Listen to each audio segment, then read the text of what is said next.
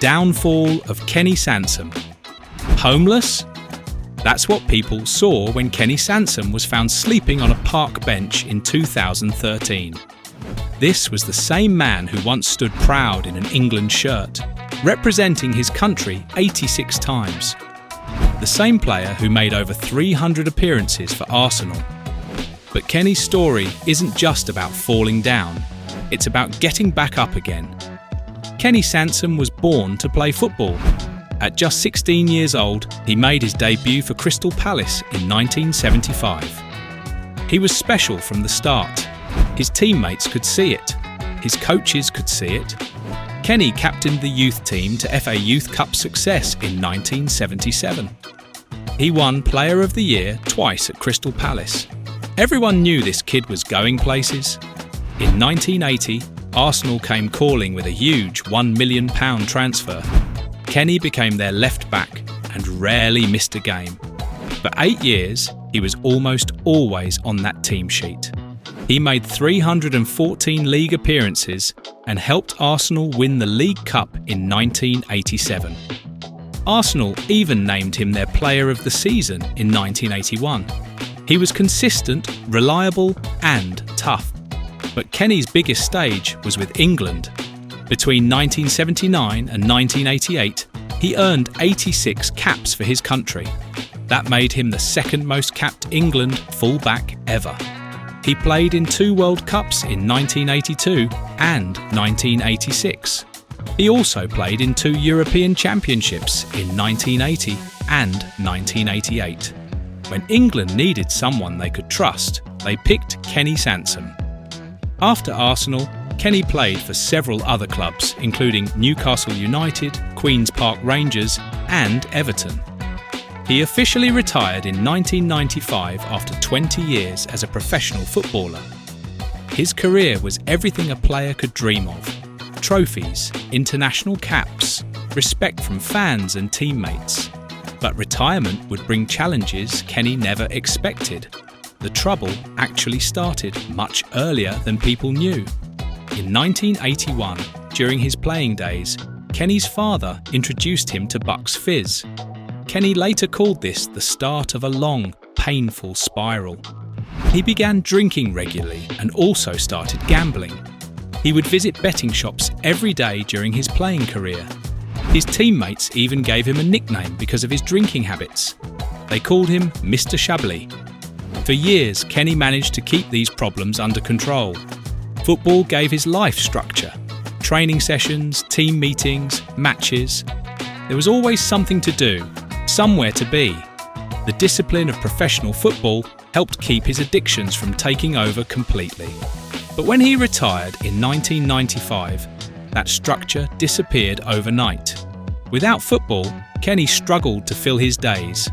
He openly admitted that his drinking got worse because I wasn't playing football. The gambling also spiralled out of control. Kenny squandered his footballer's pension at betting shops.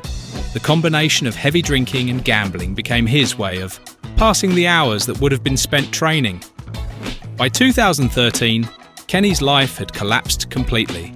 The man who once earned £1,200 a week and lived in a mansion worth £1 million was homeless.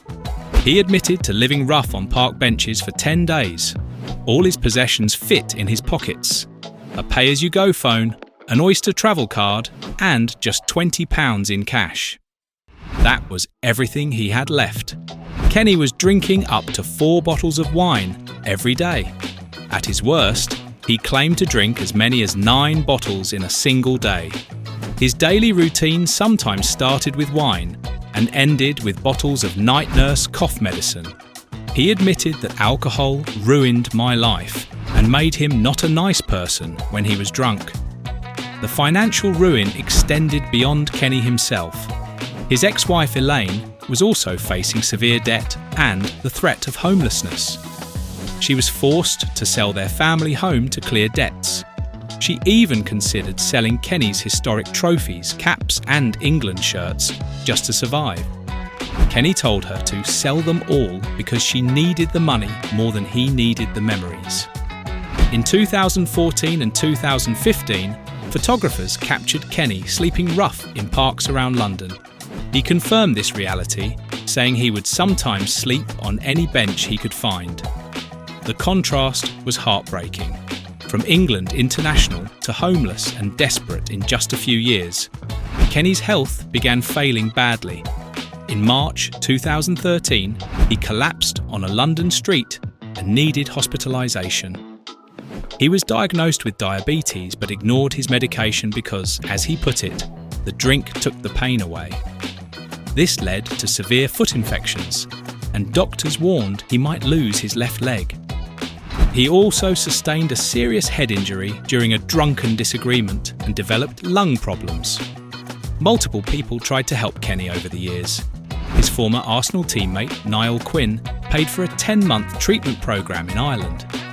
Comedian Russell Brand arranged an 18-week residential stay at a clinic in Coventry, but Kenny left both programmes early and immediately returned to drinking. He admitted he had refused offers of help because he believed he cannot be helped. His family lived in constant fear.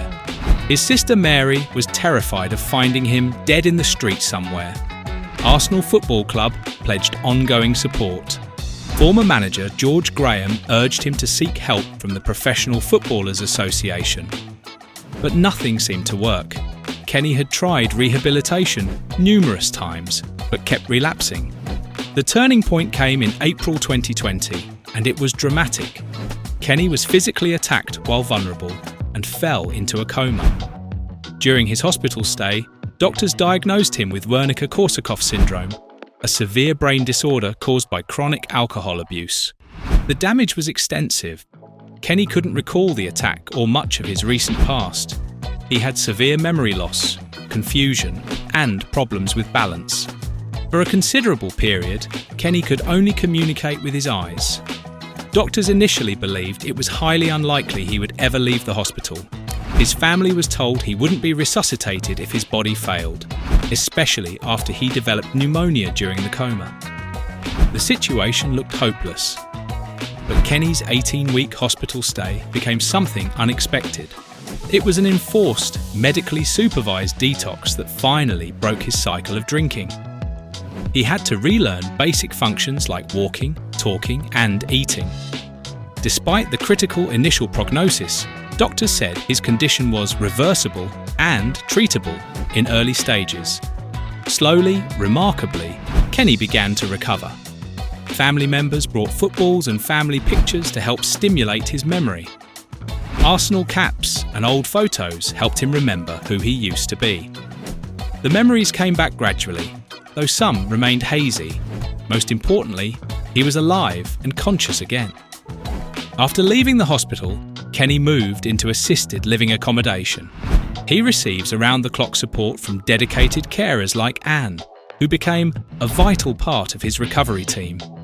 This stable environment provides the structure Kenny needs to maintain his sobriety while managing his ongoing health challenges. By April 2023, Kenny celebrated 3 years without alcohol. He expresses firm resolve, stating confidently, "I'll never drink again." The transformation in his personal relationships has been profound. He's reconnected with his children and grandchildren, feeling like, "I'm their dad again," instead of just a drunk. One of Kenny's most cherished moments was walking his daughter Natalie down the aisle at her wedding. This was an event he previously couldn't have imagined attending in his condition. These family reconnections have given Kenny purpose and motivation to stay sober. Kenny still faces daily challenges. He continues to deal with memory loss from the brain damage, balance issues, and lung problems. Some memories remain hazy, and he acknowledges that the temptation to drink never fully disappears. But he practices daily vigilance and maintains his determination to resist. Interestingly, Kenny has developed what he jokingly calls a new addiction, a pronounced sweet tooth. He loves squashy sweets and takes 3 sugars in his tea. This substitution behaviour is common in addiction recovery, showing how people often replace one habit with another, hopefully less harmful one. Now, Kenny wants to use his painful experiences to help others. He's particularly motivated to help young footballers avoid the path he took. He hopes his story might jolt other drinkers into giving up and contribute to prevention efforts within the sporting community. Kenny's willingness to speak openly about his struggles helps destigmatize addiction and mental health issues in sports. Kenny's story shows that even from the darkest circumstances, recovery remains possible. His journey required a life-threatening health crisis to force the change he couldn't make voluntarily. But once that window opened, he grabbed it with both hands. Today, Kenny Sansom is sober, surrounded by family support, and determined to help others avoid his mistakes. From homeless to hopeful, his story proves that it's never too late to turn your life around.